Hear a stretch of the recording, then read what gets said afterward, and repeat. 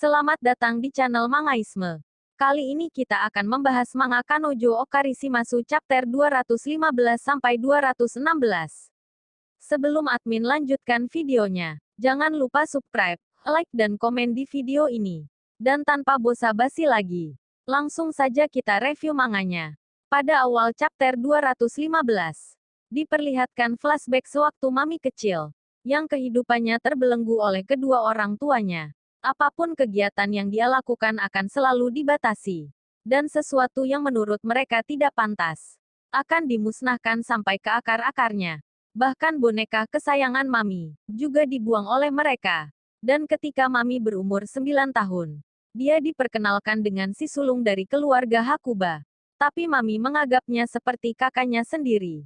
Dan sewaktu SMP, dia bersekolah di sekolahan elit khusus perempuan. Mami berkata, kalau ayahnya mempunyai pengaruh kuat di sekolahannya ini. Bahkan ayahnya mempunyai kendali atas kepala sekolah dan semua jajarannya.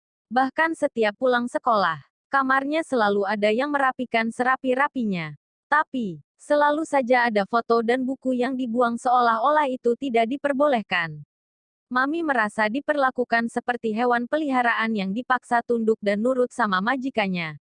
Bahkan ayahnya juga pernah berkata, hewan peliharaan yang baik sekalipun juga mempunyai keinginan untuk bebas.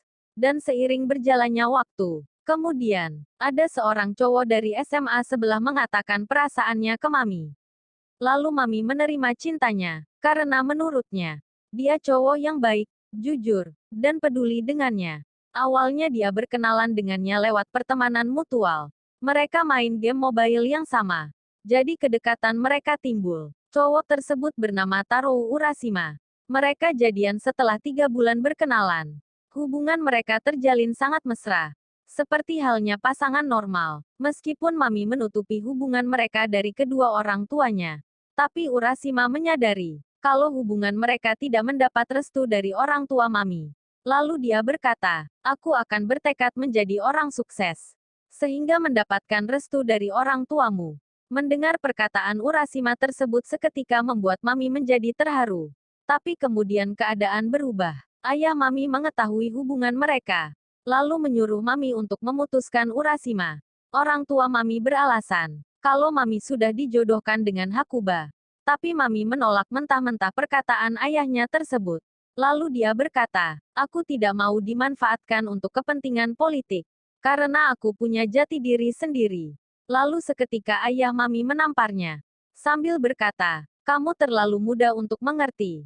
Karena setiap orang mempunyai perannya masing-masing. Lalu Shin berpindah ke sekolah Urashima. Di sana terlihat ada seseorang yang menemui dia. Kalau boleh Mimin tebak, mungkin orang tersebut menyuap Urashima. Agar mau memutuskan Mami. Lalu beberapa saat kemudian, Mami menerima pesan dari Urashima. Yang isinya Urashima memutuskan Mami. Dia beralasan kalau sudah punya cewek lain. Dan seketika kebahagiaan Mami lenyap. Lalu dia menangis sejadi-jadinya. Dan setelah kejadian itu, dia lebih memilih berdamai dengan ayahnya. Karena dia sadar, dia itu ibarat sebuah kerikil yang tak berdaya.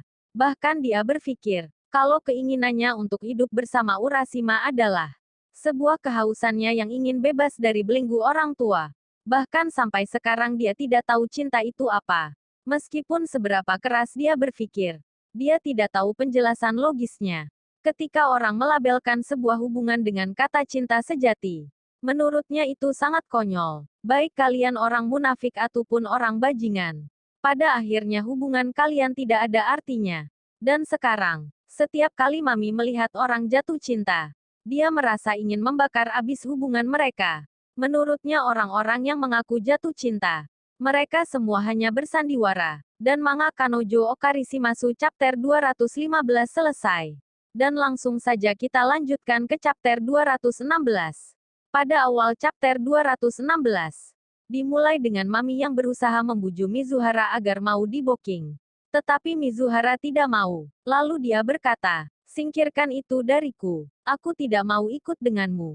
Lalu tiba-tiba saja Mami menelpon Nenek Nagomi. Dia menanyakan lokasi Nenek Nagomi sekarang, dan Mami juga berkata kalau dia dan Mizuhara ingin bicara langsung dengannya.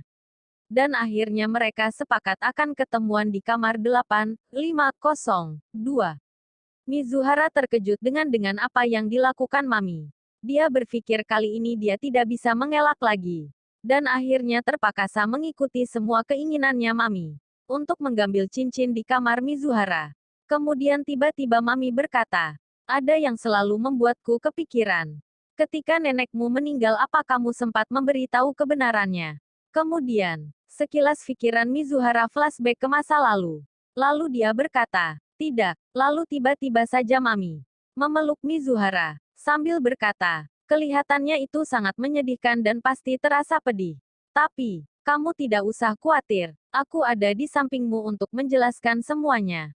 Karena ini bukan salahmu. Tapi Kazuya-lah yang memulai. Lalu Mami menyeret tangan Mizuhara dan mengajaknya kembali ke kamarnya untuk mengambil cincin. Lalu panel berpindah ke kondisi Ruka dan Kuri yang berada di kolam renang. Ruka mulai merasa canggung saat berduaan dengan Kuri. Karena sejak tadi, dia dan Kuri belum berkata apa-apa. Padahal Kuri tadi ingin mengatakan sesuatu. Tapi sampai sekarang dia masih diam saja. Dan keadaan ini sungguh membuatnya tidak nyaman. Lalu Ruka berkata, cepatlah katakan. Kalau kamu ingin menyampaikan sesuatu bilang saja. Ucap Ruka sambil berteriak ke arah Kuri. Dan kalau kamu ada masalah denganku tempo hari bilang saja. Kamu memang berhak marah. Karena apa yang aku lakukan padamu waktu itu. Jika kamu berkata aku tidak layak jadi pacar sewaan, ya, itu memang benar. Silahkan hujat aku sepuasnya. Ayo, hujat aku. Biar kamu merasa lega. Lalu Kuri menjawab, maaf. Tapi bukan itu. Sebenarnya aku ingin berkata kalau aku benar-benar bersyukur bisa bertemu denganmu. Dan ketika aku melihat namamu tidak terdaftar di situs OpenBO. Hal itu membuatku khawatir. Dan masalah tempo hari aku sudah tidak marah lagi. Aku yang salah. Karena tidak punya pacar. Tapi ingin berlaga seperti cowok populer. Sebenarnya hanya itu yang ingin ku sampaikan. Sambil naik ke atas kolam. Lalu Kuri pergi meninggalkan Ruka. Lalu panel berpindah lagi ke Mizuhara dan Mami. Sambil memegang cincin. Mami berkata, jadi ini cincinnya. Desainnya kelihatan sudah tua ya. Pasti ini cincin kawin Hasowa. Apakah kamu pernah memakainya? Lalu Mizuhara menjawab, sekalipun aku belum pernah. Lalu Mami berkata, jujur saja, aku terkejut. Ini sangat tidak cocok denganmu. Apa kamu sudah bayangkan? Seperti apa wajahnya nanti saat dia tahu sebenarnya? Dan saat kamu kembalikan cincinnya nanti. Tapi salahnya nenek Nagomi juga. Kenapa dia menyerahkan cincinnya kepada orang yang belum dia kenal lebih dari setahun? Lalu Mami melemparkan cincinnya ke meja. Seraya berkata, kalau diingat-ingat waktu aku dan Kazuya masih pacaran. Dia mengatakan kepadaku agar menemui neneknya. Kalau tidak salah saat kencan ketiga. Menurutku nenek Nagomi adalah orang yang baik.